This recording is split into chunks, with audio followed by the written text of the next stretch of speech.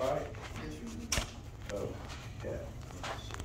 All right, so I think, so the main point of last discussion was the kind of the taxonomy type of information related to the term fish. And so the bottom line here is that there's really no taxonomic grouping that represents what we would call fish, and this is the main reason right here, right? So if we just look at the bony fishes, things like bass and sunfish and shiners, all those that aren't like sharks and rays, if we just look at their evolutionary history, the common ancestor to this group, which is the typical fish, and then the common ancestor to that join these two groups, which we also call fish, African lungfish, coelacanth, those are all fish in most people's view. If we consider the common ancestor that unites those two, then it also includes another group that we don't call fish, and that's the tetrapods, right? The amphibians and reptiles, birds and mammals. And so, we can still say there is a taxonomic category that's fish and call it fish, but that means that humans are fish, right? Because this group evolved from an animal that is more similar than the other things that we call fish. So if we're going to say these are fish and these are fish, then we have to say those are fish as well, just because of our taxonomic rules. And we have specific reasons to do that. And so this is a paraphyletic group, right? It doesn't include all the descendants from the common ancestor that joins the animals that we call fish, and so that it's not accepted in terms of our taxonomic grouping. Okay, so this is just another form of that, just so you can visualize what we're talking about. When I say fish, or when you say fish, anybody says fish, we're really talking about all of these organisms, right? And so, in other words, generally these are referred to as fishes. This is a lamprey, and then also things like bowfin and gar and bass and sunfish. They're all fish, right? And so, if we consider the ancestors to all of these, it is right here. Right, so this is the common ancestor that joins all these types of animals. Embedded in that is one small group of animals that are the tetrapods. Amphibians, reptiles, birds, and mammals, right? And so, again, the idea is if we're going to call these guys fish and these guys fish, then we also have to call those fish because they are more closely related. So tetrapods are more closely related to lungfish than lungfish are to all the other fishes, right? And so it kind of goes back to the idea that there is no taxonomic term that equals fish, just because of that, with the relationships. Okay, so another thing I want to kind of throw out there is just to explain why we think that the tetrapods are closely related to animals that we commonly refer to as fish. And those are the lobe-fin fishes, things like lungfish and coelacanth and all those other. We'll talk about those animals later, and so you'll get a better appreciation for what they represent. But I wanted to just kind of point out some of the reasons why they are more closely related, or why we judge that they are more closely related to amphibians than they are to other fish. And so the main concept relates to characteristics that are shared. Right? I mean, and this doesn't apply to just fish, it applies to everything really. Right? So when you're judging the relatedness of anything, like it may be a group of people, how they're related to each other, how do you make those judgments?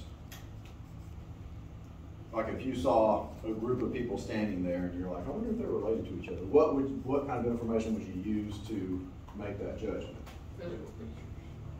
Yeah, there are similarities, right? Things that they share with each other, and in most cases, physical features. It doesn't have to be physical, but it could be behavioral. But that's how generally when we're talking to people, that's what we're looking at, is characteristics. And so, to group organisms together, whether it be fish or bacteria or fungi or plants or whatever, we're looking for shared characteristics, but not just any shared characteristic. They have to be special, and those special shared characteristics are called synapomorphies.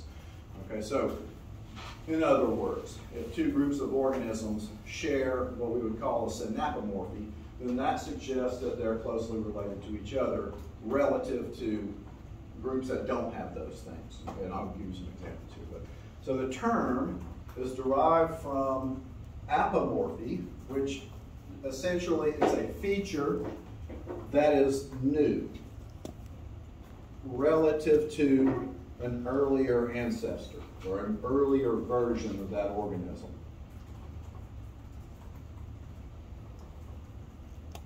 And that, or a description of that, would be derived, right? So a derived feature is one that is not present in an ancestor. In other words, a mutation.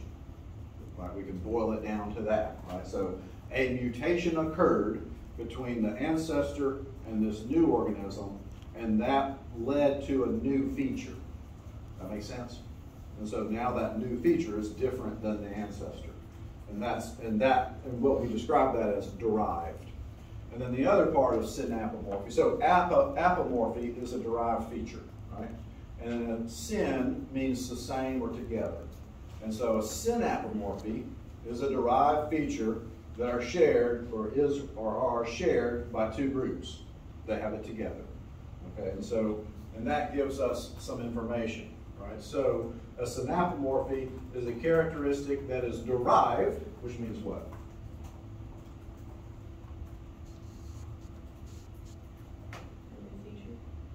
A new feature, different as compared to what? An ancestor, right? The ancestor. And so again, all this can be this idea can be backed up and move forward anywhere on the tree of life, right? We can use this concept at any level. Kingdom, file, class, order, family. We can move it all up and down. It still has the same meaning, and we still use it the same way to cluster organisms together. And so synapomorphy is a characteristic that's different than the ancestor, but shared among one or more groups. Okay? And then so, of course, the next question is, why would two groups have a newly emerged feature? What would explain that?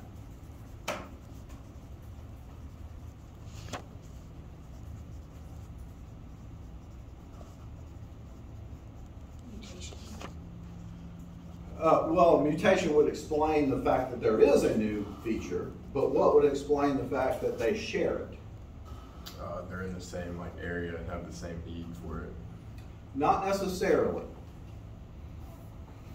They may have shared a common ancestor. What's that? They shared a common ancestor. They have a common ancestor that what? Had it, right? And so we're talking about timelines, right? So we've got this ancestor that doesn't have a feature. And as that population, we're not talking about a brick, right? We're talking about a group of organisms that are feeding, getting eaten, reproducing, producing millions of offspring through long periods of time. Right? So this initial population does not have a particular feature. Some point, if we call this time, as this population moves through time, there are many mutations. And then the descendant groups have that. And so now, this population has it. That makes sense?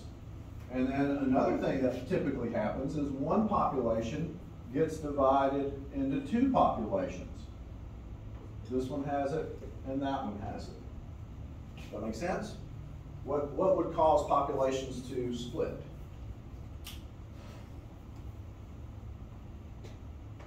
Natural disasters. Like what?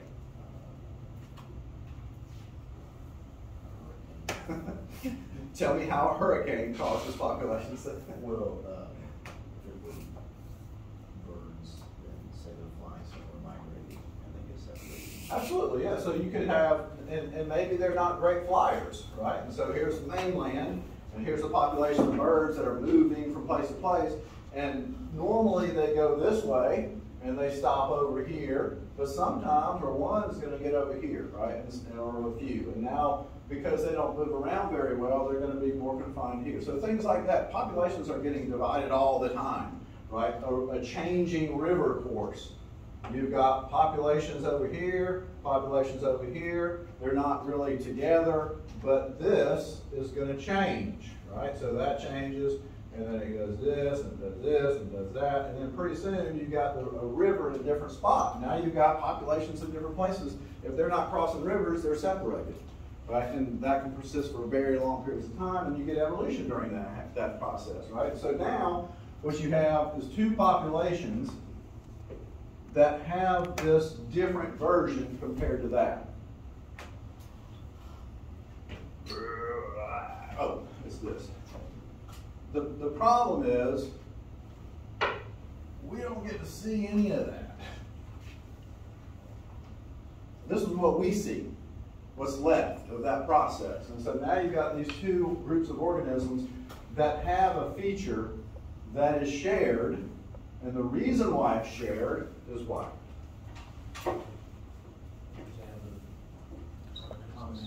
Because the common ancestor that these populations were derived from had it, and now they still have it. And so that can link these two guys together relative to another population over here that doesn't have it, right? And so that's the process. We're trying to figure out these features that are different from the ancestor and shared between two groups. And that implies that the reason why they have that thing that's unique is because they evolved from an ancestor that had it. Okay, and so, but you have to be careful about these characteristics. They have to be polarized. In other words, we have to know that this equals derived. Because this and this would have to equal ancestral. And sometimes that's hard to do. Okay, and so there's some challenges associated with that concept. And the reason why that's true, right, is because if this equals the ancestral, the original version, and then this population went this way, and then at some point lost it, right? So now that trait is equal to that, then not having that doesn't give us much information, because especially if it's just one, right? So if one population somewhere along the way lost it, then that's not going to give us any information relative to these other two groups. Even though these guys have it, these guys still have it because that's the original condition, right? And so only one group lost it.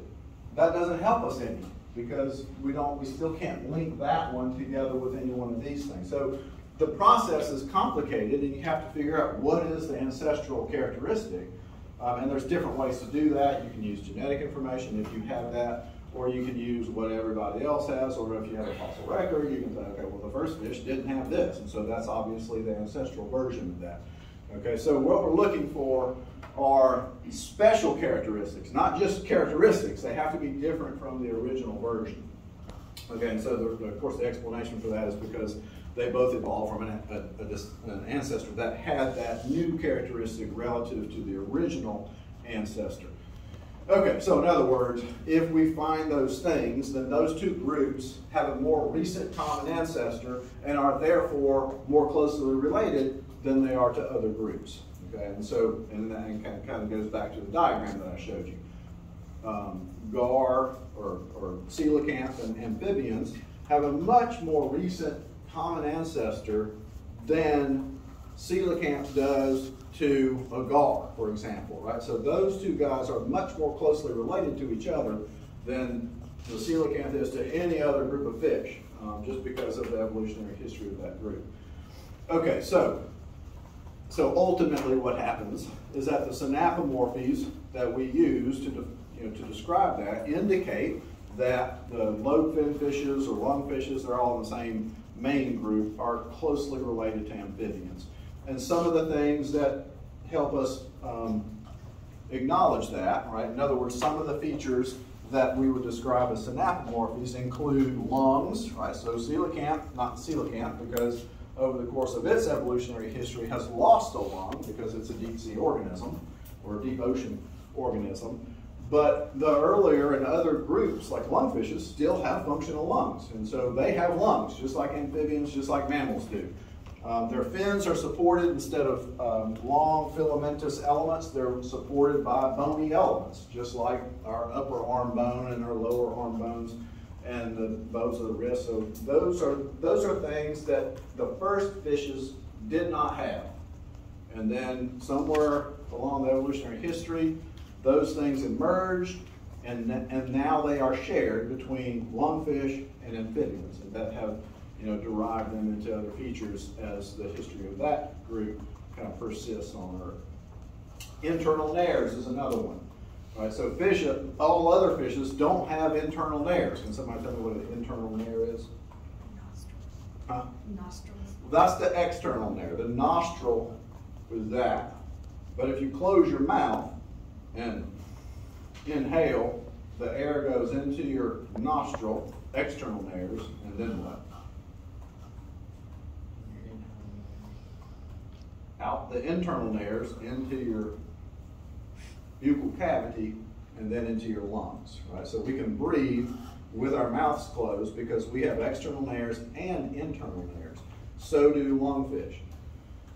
Other fishes don't. They have external nares, that's it, right? So there's no connection between the external nare, the nostril, and the buccal cavity in fishes. And so that's obviously a complicated reorganization of some of the passageways of a skull, right? So what could explain that best?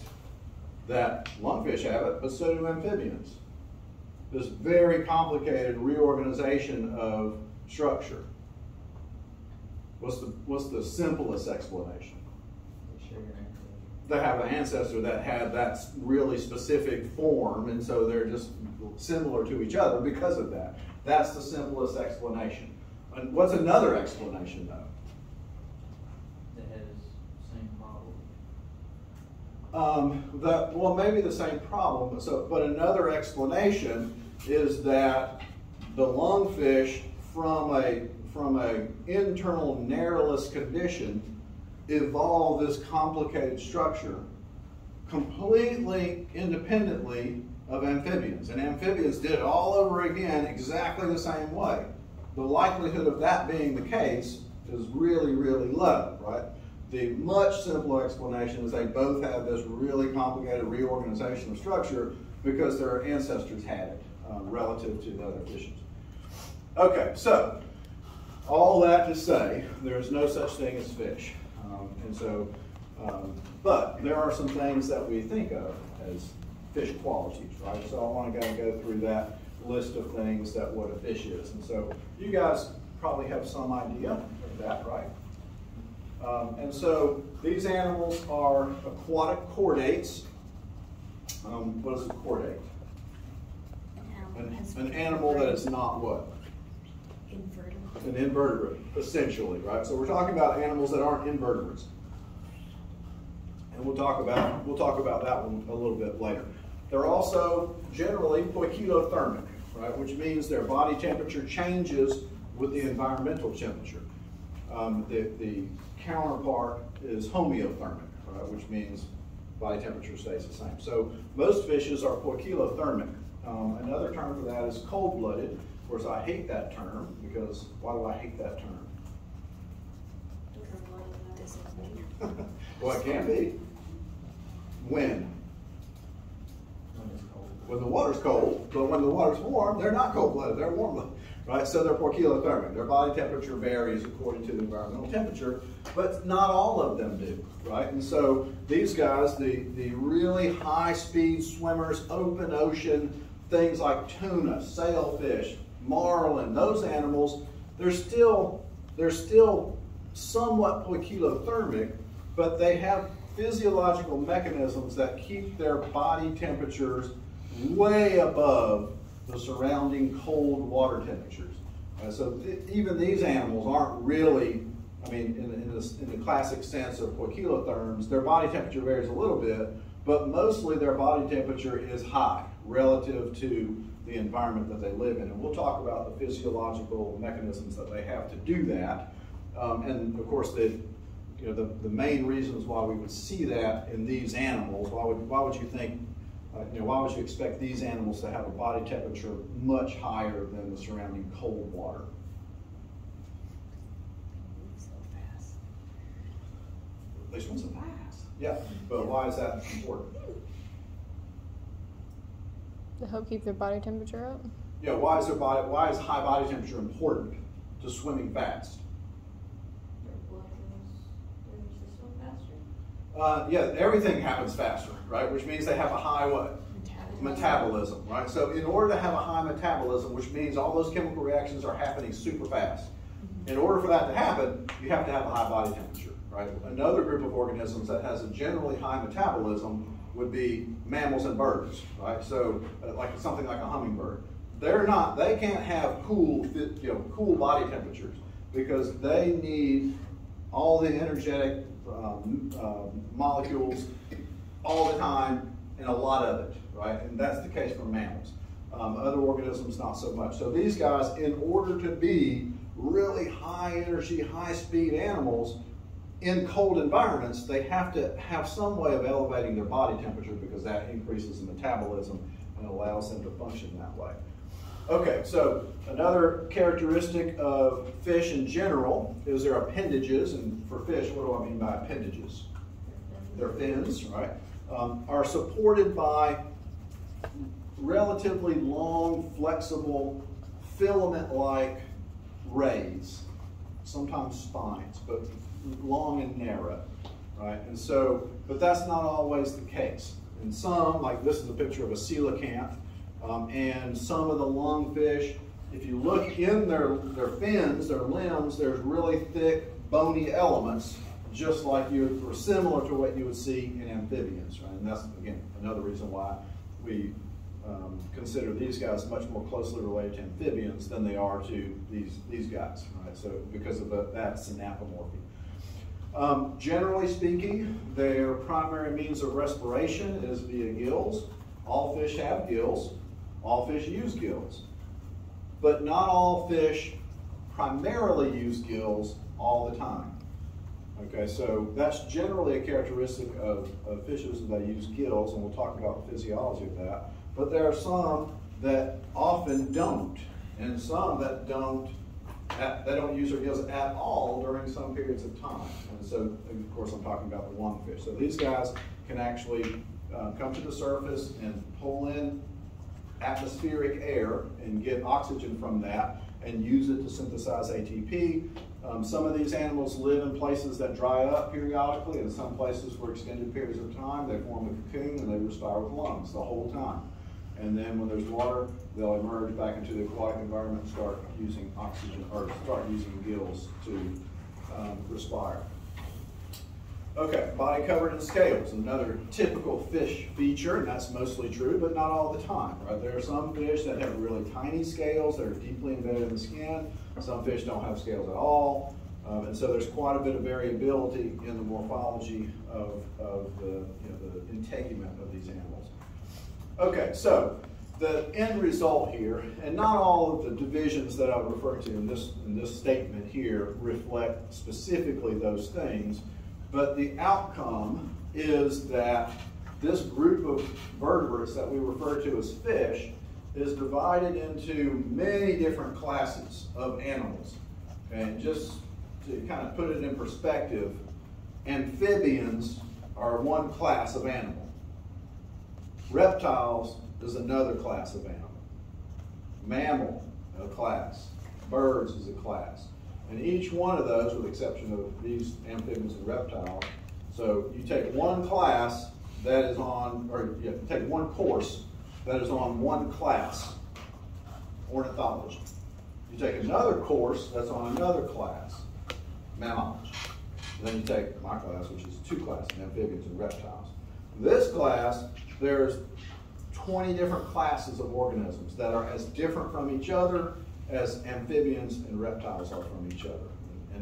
But when we look at them, we can't really see that because we're not really focusing on the synapomorphies, right? And we're looking at their general appearance. But if we look specifically at some of these really important characteristics, they're really quite different.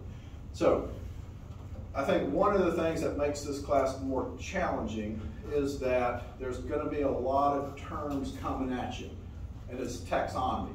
And so the first exam that you'll have is going to be mostly taxonomy based. And when I say taxonomy based, I mean I'm going to describe the different types of fishes. But I'm going to include several different types of fishes, right? Because we're talking at the class level distinction. I can't not refer to those things because they're very different from each other. So it's going to take some practice. The names I'm going to give you are not going to be familiar, right? They're not going to be familiar to you because they're just not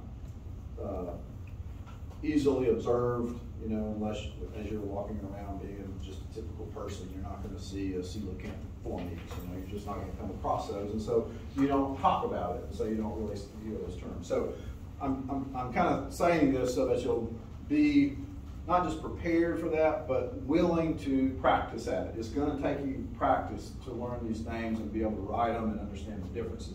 And that's mostly what I'm going to be doing. Is like, okay, this is this class and this is what the features are. So I just want you to recognize them. But the names are ridiculous, all right? And so, but you know, they're still important. And so it's just going to take some practice. Okay, so a little bit about the overall diversity of fishes. And so just to kind of, again, put it in perspective, there's about 28,000 extant species, which means, you know, not extinct.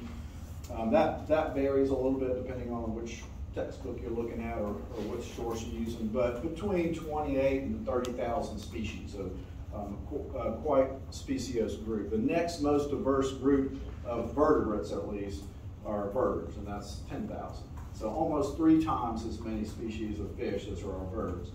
And so a very diverse group, and part of that is because, I mean, why would you expect there to be so many more fish species as compared to birds? More water. Well, more water than Land. Yeah, there's more water. What else? Just based on our discussions so far in the diagrams I've shown you. That's where it evolved from. What's that? That's where it evolved from. When you say it? The common ancestry. Of everything. Yeah, of everything. Good. Yeah, good. So we're talking about fish. The common ancestor evolved in aquatic habitats, but that not necessarily by itself an explanation for why they're diverse. There's one thing that fish have that all the other vertebrates don't have as much of, other than water. What is it? Starts with a T.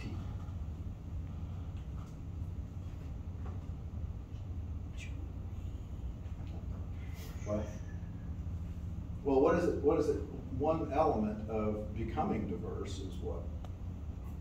Like how a population can't become more diverse without this one thing. Time. What? Time. Time. So fishes have way more time behind them than amphibians and reptiles. Much, much, much more recent group of organisms. They didn't appear until way later than the first fishes, right? So all the time that the amphibians and reptiles weren't on Earth, fishes were evolving and diversifying all over the place into different types of habitats. So that's one reason why they're much more diverse, is because they just have had more time to evolve into different aspects of the ecosystem.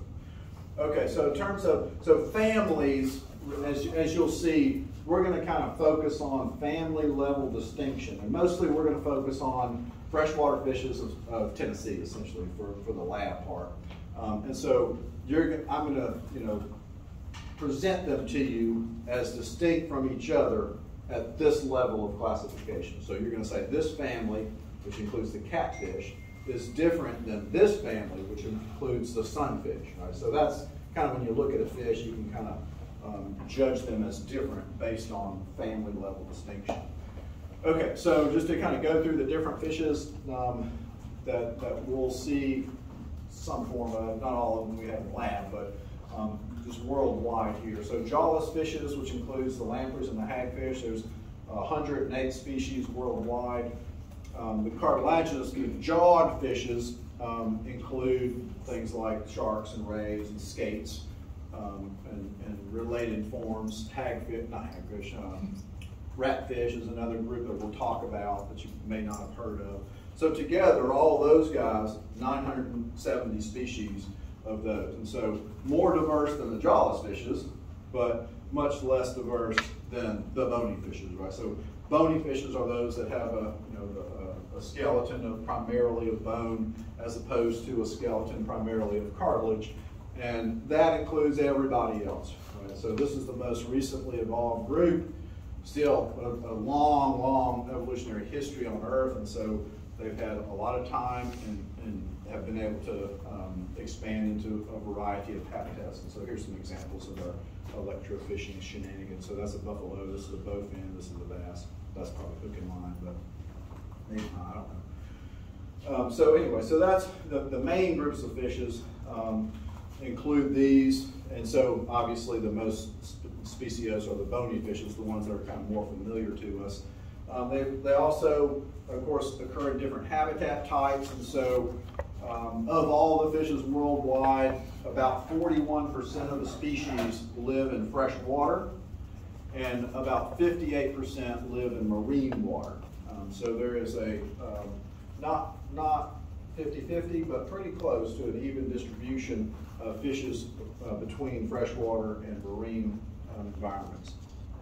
And then there's some, of course, that are pretty happy in both, so they can move from marine to freshwater. And I think of some examples of a fish that moves from marine to freshwater. Sharks.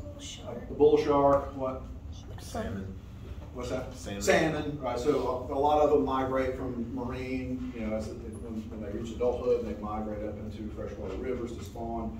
And there are some that live in estuaries, and so they might, you know, live in on the coast, and so they can tolerate fresh water, they can tolerate salt water, so they do a little of both. Okay, so I wanted to pose a question since, is it Colton?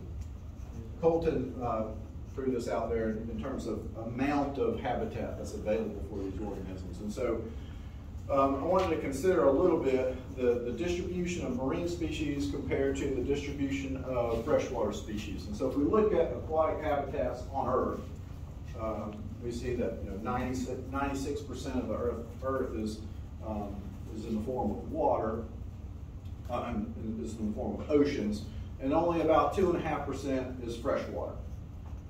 Okay, and so of the freshwater, only about 1.29% is surface water, right? So water that is on the surface other than subterranean water, right? So typically fishes don't live in that environment. There are a few that can, but generally fishes are going to live in the surface water, somewhere on the Earth, right? And so the question is, so 96% of the Earth's water is marine.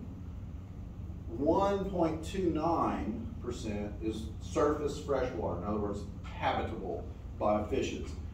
And so, and even less of that is, an overall percentage of 0.01% of Earth's water is in that form.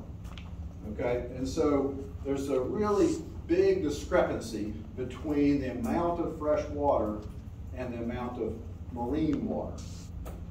But if we look at the distribution of the animals across those two habitats, we see that they're not proportional, right? And so the question is, why does 0.01% of available fish habitat support 41% of the species? That's the question, right? So if it was proportional, then we would expect in freshwater to only be 2.8 species. And that's obviously not true, right? So there's about 11,500 species of freshwater fish. Does everybody get what I'm getting at? Right? So even though only 0.01% of available habitat is fresh water, that very tiny percentage of fresh water holds 41% of the world's fishes. Why is that true? Does anybody have any ideas about that before I go on? There's two main reasons for it. Like continental drift? As the continents were moved and shifted and lost some of our land, they were forced to live in the lakes and streams. and they evolved to live there?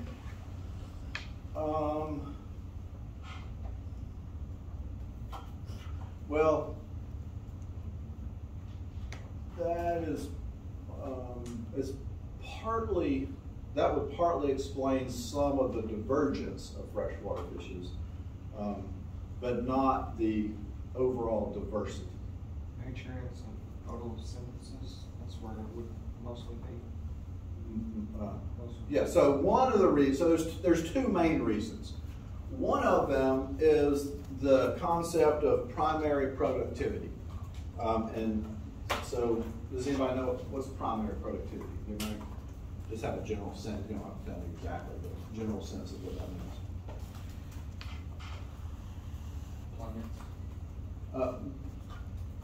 Plants. That's a pretty good one-word explanation.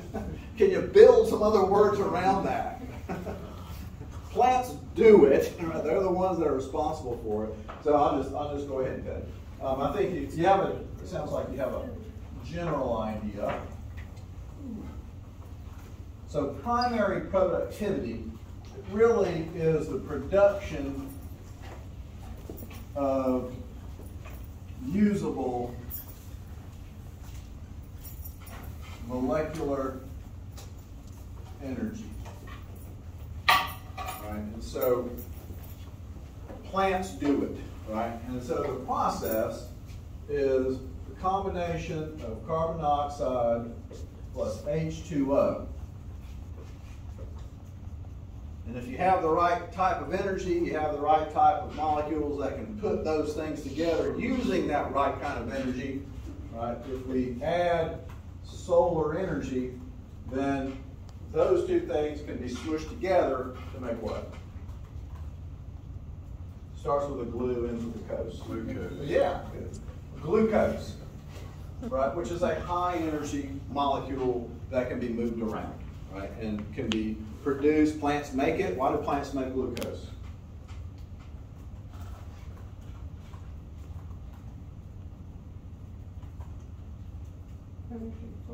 What's that? Absolutely, right? So they break it down to make ATP, just like you use glucose, right? You ingest sugar, and that helps you synthesize ATP ultimately. Plants do the same thing. They're making glucose so they can store it, move it around to other cells that aren't getting sunlight, like the roots and everything under the bark. Those cells still need energy. Glucose is the thing, and so they're going to transport that around, break down glucose, release not solar energy, but chemical energy, and trap it to make ATP, which is what our cells use directly. All right, so all that is happening, and the production of this is primary productivity, and we call it primary because that's the first step. Without that step, animals can't exist. And so animals, of course, have figured out how to steal it from all the primary producers or each other, depending on where you are on the food web. But primary productivity is what drives life on Earth, including in marine environments. And so that's just PowerPoint version of that, right? So in aquatic environments, primary productivity mostly happens through the glucose synthesis by algae. We don't have grasses and forests in aquatic environments, but we do have these microscopic organisms that are primary producers. So they are capturing solar radiation and combining CO2 and water to make sugars. And then what happens?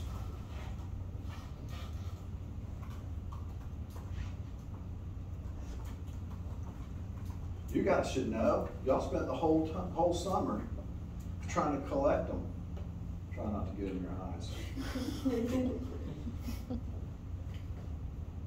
What happens to the algae that's relevant to ichthyology? It gets eaten, right, by zooplankton or fish larvae or whatever, right? So this is where it's all happening, right? You get all this primary productivity. Now that's available for other organisms to come take advantage of that. And that is happening in a really small area relative to the amount of marine environment there is on the Earth, right? So this diagram shows primary productivity in the world's oceans. Red is lots, blue is little, right? So even though 96% of the Earth is covered with ocean, the amount of primary productivity is nearly zero out in the open ocean, right? So if you get in a boat and drive 800 miles off the coast somewhere out there in Hawaii and jump into the ocean and look around, what are you going to see? Nothing, right? It's crystal clear, no fish swimming around, there's nothing happening. It's beautiful, oh, that's gorgeous, but there's nothing happening. And the reason why there's nothing happening is because there's not this.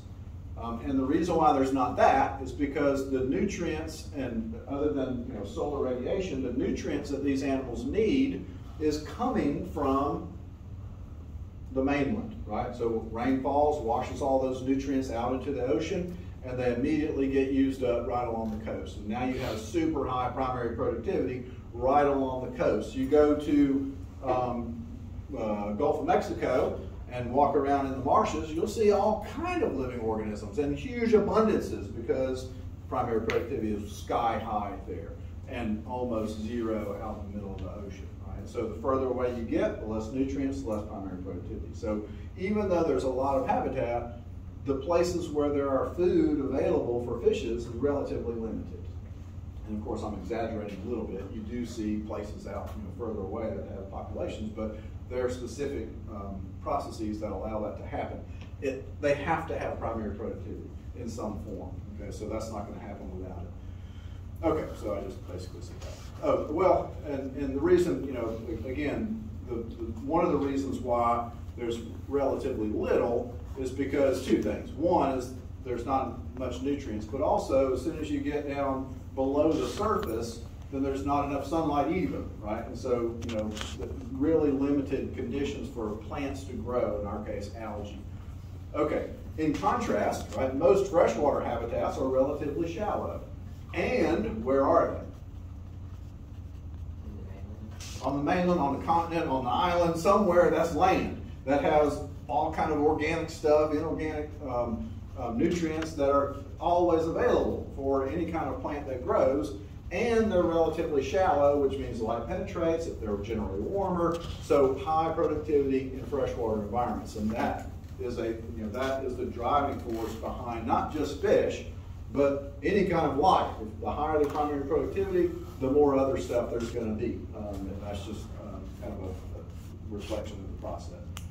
Okay, I'm going to stop here with this nice picture of a swamp or a marsh, I guess. With probably lots of fish swimming in there, and some plants. Probably, I don't know what kind of plants they are. Is that a lotus flower? That's a lotus. Yeah, lily pads. And maybe some. What do you say? Let's see, there's some lily pads. Some lily. That's lotus. I think. Yeah, Okay, I'll talk about the other.